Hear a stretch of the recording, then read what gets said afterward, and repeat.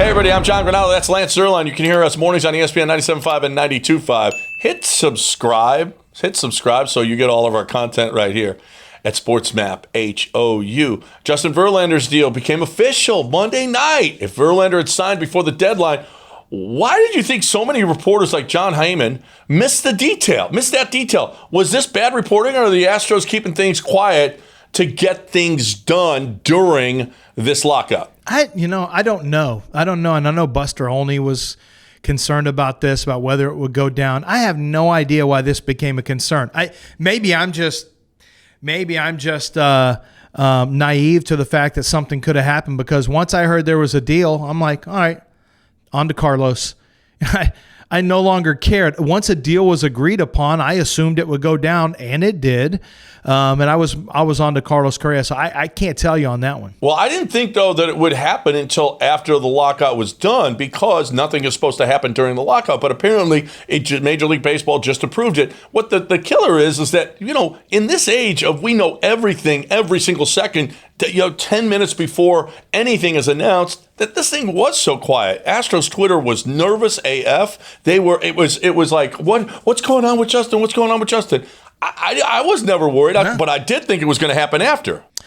No, but, because it was agreed upon, and maybe this is just a matter of paperwork and getting things finalized, etc. I think this is just a matter of red tape. Just certain paperwork needed to happen. I don't think there was anything to be too concerned about. Once that was done, it was a matter of finalizing that stuff. But I'm really curious if after Justin Verlander, they moved on to Carlos Correa. See, this is what I haven't heard about. How come we didn't hear anything? Nothing leaked from Carlos' side, nothing leaked from the Astros side. Were they even active on that front?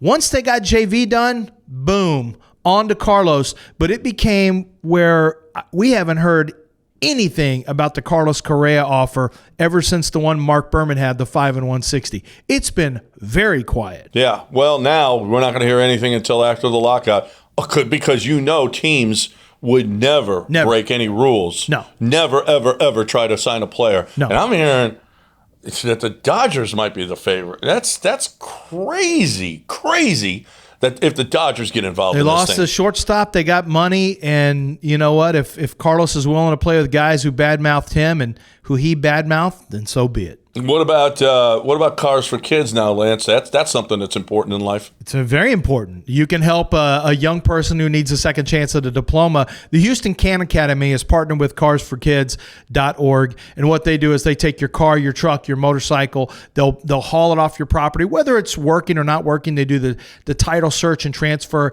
and then they will take that car and help fund the programs that they have to help young people have a second chance at a diploma. You're doing a great thing, and you get a tax write-off so you can write off the car and not the kid. Go to the website, carsforkids.org.